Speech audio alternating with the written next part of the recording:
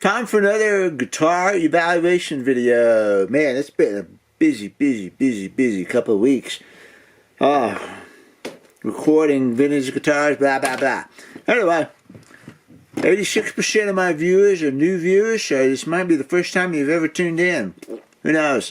Anyway, it's hard to believe that. I think most of you guys have been here before. That's what I think, but that's what the stats on YouTube say. All right, we got us a 1953 Martin D18 right here. Just came in. I just unpacked it. All that I did was make sure the neck wasn't broken off. It's always a good idea to do that before you start doing a video. You know, it kind of surprises your viewers when you go, oh my God, the neck's broken. But that's not the case. 1953. Now, the first thing we're going to look at here is the top. And part of the reason that the owner wanted to get this guitar is because this is, in fact, one of the 1953 mystery tops. Mystery tops. So I now have three 1953 D18s on hand. I've got one that's Sitka, and I've got two that are mystery tops. And you'll eventually see this guitar getting played on a video. And at that time, you'll see the Sitka versus the mystery top. The coloration and grain configuration of the tops will be very obvious. The Sitka top is about that color. You know, I mean, they're brown. And this top, as you can see very clearly, is yellow. It's a yellow color. When you look at the top, you are looking for the medullary rays. Medullary? I don't know how to pronounce it. Medullary rays. Anyway, those are the rays that come across the top, or the silking. The silking. You don't see silking on red spruce tops, at least not to the extent that you do Sitka tops. And I don't see any on here. I see nothing on this top that says Sitka. A lot of times, most of the time on a red spruce top, you will have really tight grain lines, and you will have them in a very fast cluster. So you don't see a graduation to tight, but you see wide, and then all of a sudden you're going to see about 10, 15, 20 really tight grain lines. And we've got those right here happening. We've got this little bit of racing stripe here. Let's see if I can turn the light. Watch the light. There it is. There it is. See that racing stripe down the middle? That is so typical of red spruce top. So I believe we've got a red spruce top here, which is what we were looking for. The other thing that we were kind of looking for, there it is. I rearranged my shops and I can't find half the stuff anymore. Is this a Sitka or, is this a T-bar or is it an ebony truss rod? It's supposed to be a T-bar. We would be overjoyed if it was ebony. Metal. T-bar, which is just cool. But we've already got a T-bar. Would have been really righteous if this was ebony, but no, it's not. And man, look at it sticking. I mean, there's no question there's a piece of metal in there. Whap! Okay? So we got a metal T-bar. We got a red spruce top. Bingo! That's what we wanted this guitar for. Let's take a look at the rest of it now. Here's the tuners. And they are Clousons. If they're not original Clousons, I'm just giving a quick look here. If they're not original Clousons, then they're replacements that are appropriate. I believe, I have to go check my stuff, because again, I'm not really a tuner guy, you know. Tuners are kind of boring to me. I need to check and see if these need to say Clouson Deluxe on them or not. I need to check my other 53s and see what they have on it. I can't remember right now if they say Clousons or not. But these are the correct kind of tuner, the correct type of tuner. They fit the footprint. There's no extra holes in there. They're going to work perfectly good. So the tuners are fine, you know. We would have trouble if someone had replaced these with Grover Rotomatics or something. Then you've got an irreversible modification, because you're going to have the big fat grommet marks on the front and that kind of thing. We don't have that here. So if these are not the original, these are appropriate tuners. And I know there's not original stuff on here. We're just looking, you know. The grommets up front look good, though. See how they have these little steps on them? Let me get steady here. You see those steps? That is accurate. I really think those are the original grommets, if they're not the original tuners. So let me show you if I have any extra grommets laying around here. I'll show you what I'm talking about. Man, I used to have so many kinds. I used to have boxes of grommets. If you look at this grommet here, now this is a hex grommet, so it's not quite the same. Do I have any rounds in here? Yeah, there's some rounds right there. I don't have one loose though. But look at these rounds. I gotta open the bag, don't I? Because we gotta get the glare out of the way. Alright, I'm gonna open a fresh bag of these just for you guys. And if I lose one of these grommets and can't find it again, I'm gonna blame you. Alright, take a look at this grommet. This is a modern replacement grommet. And you will see there's no step. That dome just kind of comes up in a dome. There's a little bit of a ledge right here. These are hard to hold on to. Let's put it in here. There we go. It's captive now. See this right here? This comes up, but it's not a step. It doesn't come up like this and go step.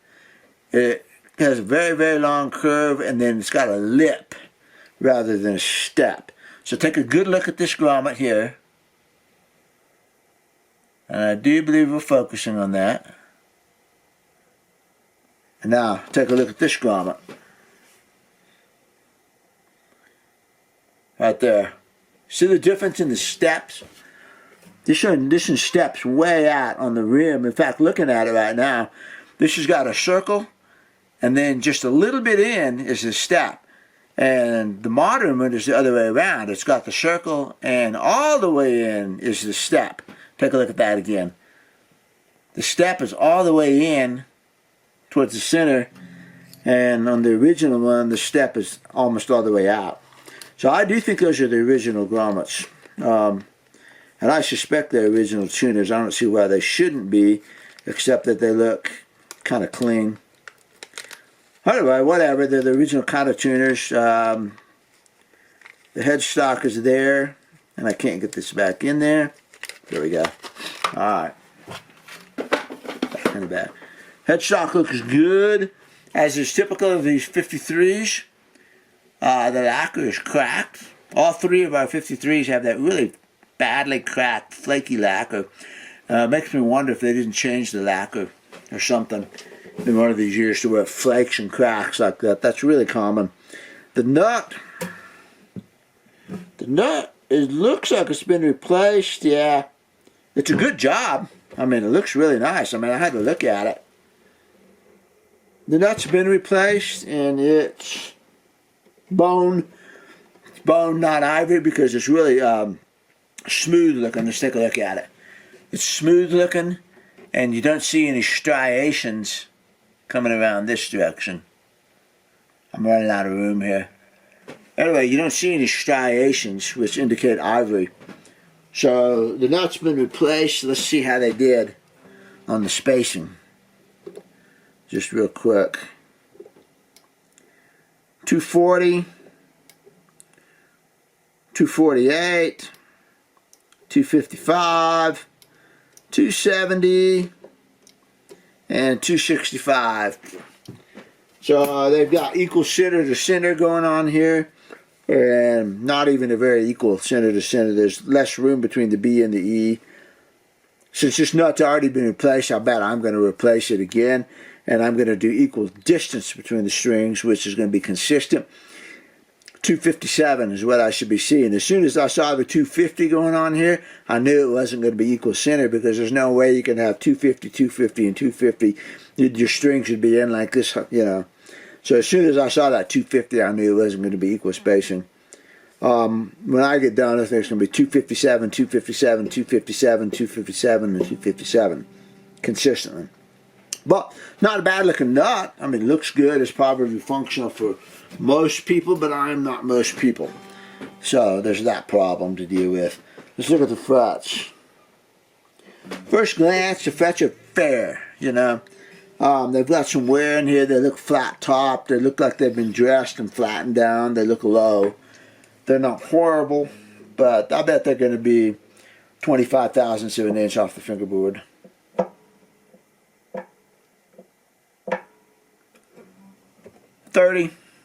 About 30 thousandths. That's not very good. When I put Jescar frets in there, the Jescar frets are going to be 4380s, which are 43 thousandths tall, 80 thousandths of an inch wide, and by the time you actually install them, you're going to end up about 45 thousandths off of the fingerboard, which is 50% more than what we're looking at here. You get a lot better bite, and it'll fret so much more cleaner. And you can see this one's got divots in it. Divots in the fingerboard here, and that's from people having to press too hard. You know, people with fingernails. Oh, that's what that was. That's from people with fingernails having to press too hard because the frets are too low. So at some point, this is how the frets dress down. They look pretty clean, you know, but it's going to need a fret job. All right, moving on down the neck.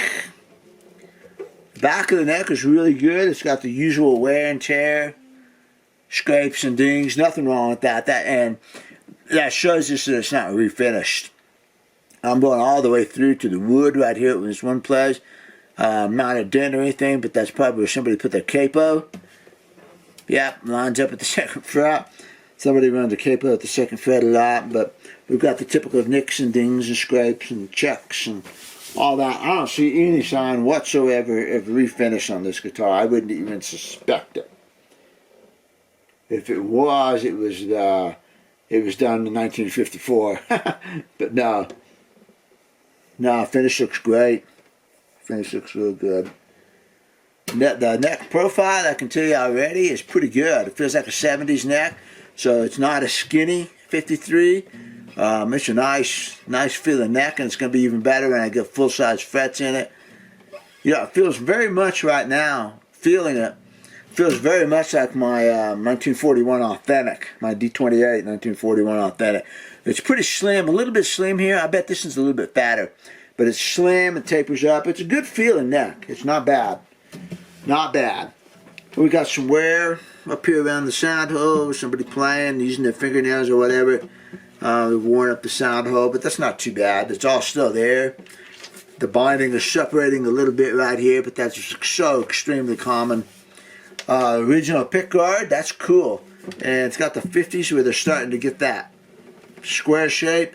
I can see some cupping going on here. Right here on the pickguard, it's starting to cup.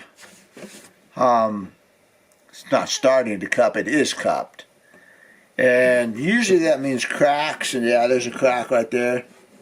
So probably what I should do on this one is I should run a spatch up under there and relieve the pressure, and then stick it back down.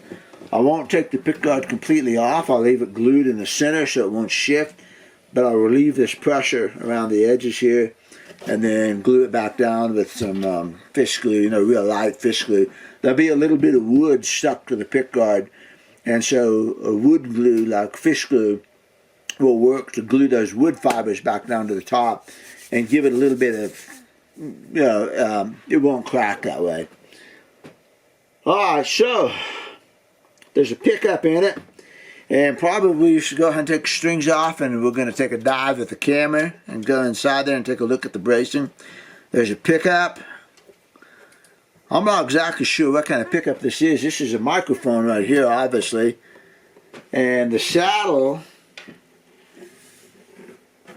looks like, yeah, somebody's taken a long vintage saddle and shortened the ends up to turn it into a short saddle, because I bet you anything there's an under saddle pickup on there.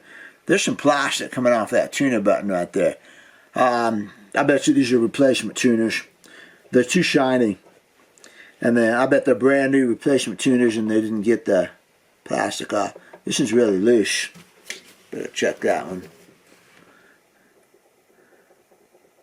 Yeah, that shaft is really loose. Huh. These usually don't have the screws. You can take the cover off, and they're usually just riveted in there. As long as it's not rattling or anything, it shouldn't be a problem, but I want to check that one. I'm surprised it's loose. for looking as new as it does. Oh, what do we got on bridge pins here since I'm taking them out? Plastic, chewed up plastic bridge pins. These are going to have to go. This bridge needs to be slotted. It was not originally slotted, but it needs to be slotted. And you can see here where the ball ends are chewing into the bridge pins. Right there. That means they're going into the bridge plate. So yeah, the bridge is not slotted at all. That's strange. 53 should be slotted a little bit. Let's see if it's been deslotted. Because you can deslot them. You can fill them with wood and deslot them. It could be somebody did that. This bridge looks good. Looks like an original bridge. Because if it was a replacement, they probably would not cut a long saddle.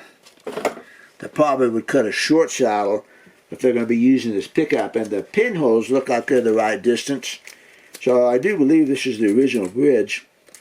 But there ought to be a little bit of slotting going on here. Oh, those have been filled. Now that I'm looking at it, I can see just a slight discoloration here. I'll try to show you that. And I know what it looks like because I do this myself many times.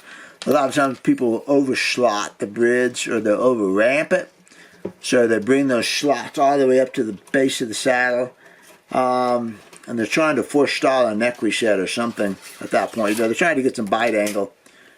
And if that ramp creates too sharp of a break angle, I will go in with wood, fill that in, and move the slot back to where it was. And I have a video on that called deslotting, deramping a bridge, something like that. It's recent, you can find it. And looking at this one, I can just see the evidence of that. I can just see the evidence. Let's bring camera over here, and let's see if I can get you to see the evidence of it. So what you're going to be looking at, here's your bridge. Let's see if we can get some color change. Look on this A string right here, and look at this spot right here, and you can see it's a little bit darker. I think we can see that. That discoloration, that darker wood right there. That's where it's been deslotted, and you can see it on the rest of them. If you look if we can get it on there. This is a really good job right there. See that? Let's get some light right there. Okay, look at the coloration difference. See how that comes across, and then all of a sudden it's kind of smooth right here, and you'll see that right there. Yeah, right there. You can really see it on that A string. So this bridge has been overly ramped at one point, and now it has been deramped. And like I said again, that's not a bad thing. I'm just making note of it. But that tells me that this is the original bridge, and that's why it's not slotted. Somebody's done that. So here's the saddle. It's coming off, and there's your under saddle pickup right there, which is. It's dumb. On a vintage guitar with a long saddle, I hate under saddle pickups, and so this one's going out of here right now. There we go. Let's get rid of that. So what is this?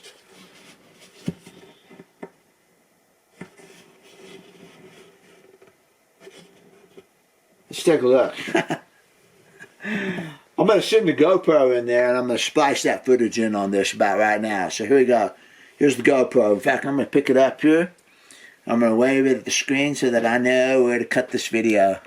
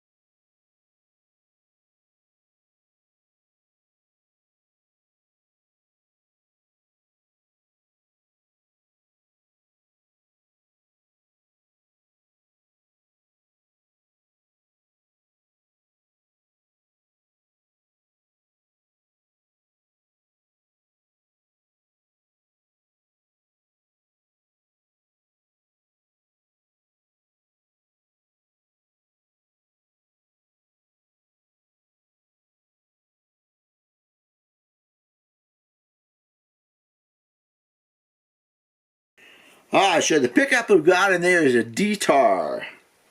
Like a guitar. A D-tar. Now D-tars are pretty good pickups. They've got a good reputation, and they mix the microphone with the transducer, and they've got a volume control, they've got a tone control, they've got a bunch of batteries, they've got a bunch of wires. Huge battery pack over here. I guess that's great if you're going to do that, but I hate pickups. I hate pickups in vintage guitars. And the reason is because you're not going to hear the vintage guitar sound. What you're going to hear is a pickup sound no matter what. And it might sound pretty good, but it's not going to sound like a vintage guitar. And my feeling is that if you're going to run a pickup, especially a complicated pickup like a D-tar, I just feel like maybe you should just use a modern guitar for that, you know? So I'm sure we're going to take this pickup out. And again, it's a good pickup. I mean, you could do it with some other guitar, but I don't like undersaddle pickups because the way they pick up sound like this.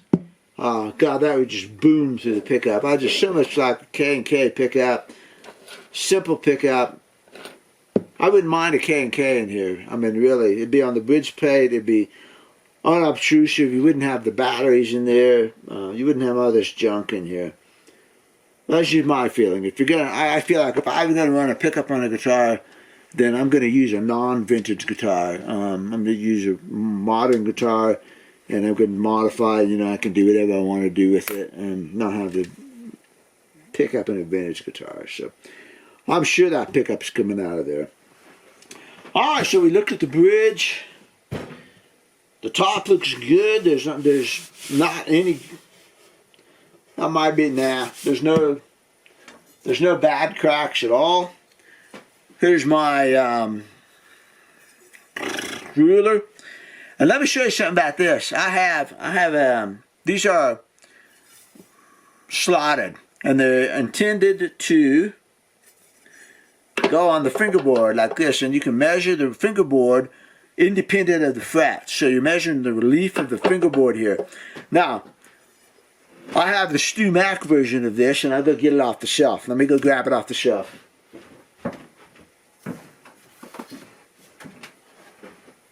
I've never bought one of these at all. People have given me these things. This is the Stu Mac one, and it's expensive. It's like 80 bucks or something like that. Then somebody gave me this one, and I go, oh, this one's cheap. It feels cheap. You know, it doesn't feel cheap. It's lighter. It's aluminum, and this one's steel. But you know what I found out about this one? And this is made by, it's called Neck Check Guitar. There it is. You know what this one is better than the Stu Mac? Is because it goes to the first fret. It goes all the way to the nut. So see, it goes here, and it goes all the way to the nut so that you can see what the first fret is doing. In my experience, when you have a neck relief problem, this has a non-adjustable truss rod. If you're having a neck relief problem, a lot of times you can correct it right here in the first two frets. A lot of times, the first fret will actually be the one that's coming up a little bit. When you use a Stu Mac ruler, it does not go to the first fret. It stops short, and you lose that vital measurement right there. And if this thing was just one more fret longer, it would be so good. I didn't really realize that until I started using this one. And I thought, wow, you know, that one goes all the way to the first fret. Ah, man, this one's useful. Because now it gives me the neck relief of the whole neck, you know. Why not? So let's look at this one. And we've got a little bit of relief here. And let me show you, this is a perfect example of this. Perfect example. I got to get this balance rod up here. Okay? Bring the camera over, and you're going to be looking at the air gap between this ruler and the fingerboard. And right here, just as it hits the nut, you're going to see it come up just a little bit right there and close that gap. So if I was to come in here when I refret it, if I was to come in here and sand the first two frets, just a little bit, I bet you anything, I already know from experience that the relief is going to close down to almost nothing. So most of your relief is really happening due to this first fret. So if you look at this one, let me look at the Stu Mac one. Maybe that's why they do it that way, but I like to see the first fret. I like to know what's going on. So this one's measuring here, and it still tells me there's relief, except now I can't see what the first fret's doing. So where's the problem? Is it here in the middle of the neck, or is it here at the end of the neck? So let's bring this one back over here and get it balanced. Bring the camera. Let's take a look at this. Let's not hit anything. Let's not bump anything. Let's not knock anything over. And let's bring our camera down here, and let's see if we can get this for you. There you go. Quit focusing on the bag. Okay, there's the gap. See the air gap? And this one isn't bad. Let's see if we can follow that air gap down. Oh. I'm asking a lot of my camera here. Let's see if we can focus on that. Right there. There's your air gap. It's right here. Yeah, right there. I don't want to touch anything. There's your air gap. And watch it right there. It closes down. See that? And I do think you can see that. You can see a little bit of an air gap right there. And then right here at the nut, it closes off and it comes down, okay? If I had longer hands, I could hold the flashlight back behind there and really show you, but I can't. I think you can see the gap. And again, this one's not too bad. Right there. But with no strings on,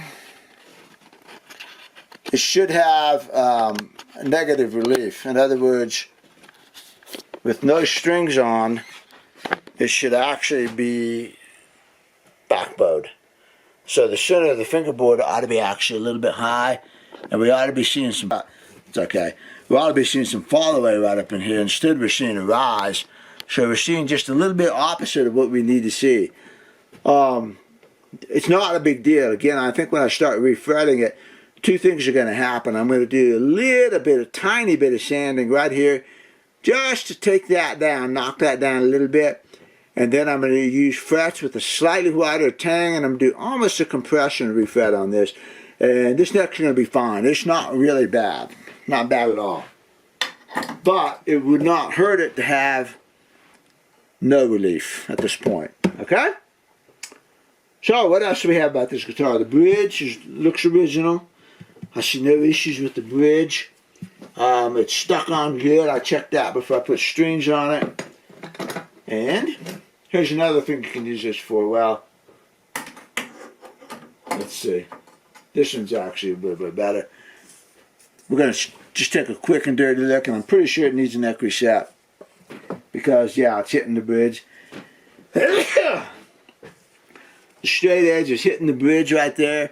And this is just a quick and dirty check. This is not my favorite check in the world, but it is good for this, because when you come over here and take a look at this, you can see that straight edge is just below the level of the bridge. And there we go. Okay, watch it. See it going up? When it's not strung, it ought to be about that. It ought to be about that much above the bridge when it is not strung up. So this guitar needs a neck reset, and I could tell you that when I was looking at the strings before I took them off, because they were a little too high and the saddle was too low. So anytime you see a saddle that low, that means they've been lowering it and lowering and lowering and trying to get the action down. So it needs a neck reset. But as we saw from looking inside of it with the GoPro, the braces are good. Everything looks good inside. Everything's nice. So this is pretty minimal fixing, repair. It needs frets. It needs a new nut to match the frets, because when I raise the frets 15 thousandths of an inch, the nut's going to be too low. And since the spacing is not good, It doesn't make any sense to shim that nut. It makes sense to make a new nut to match the new frets, to get the spacing right. So we're looking at nut, frets, take a little bit of relief out while we're doing the frets. That's going to be so minimal. Nuts, frets, neck reset, get rid of the pickup. Guitar's good to go. Okay, I don't see any cracks along the fingerboard here. Looking inside of it, there's no cracks. There's no evidence of crack. Got a little bit of a pickguard crack here, but that's not a big deal. Again, going to loosen the pickguard up a little bit right here, relieve this tension, and then looks good. It's definitely a mystery top. I keep staring at it, and I'm not seeing any ground shrinkage here.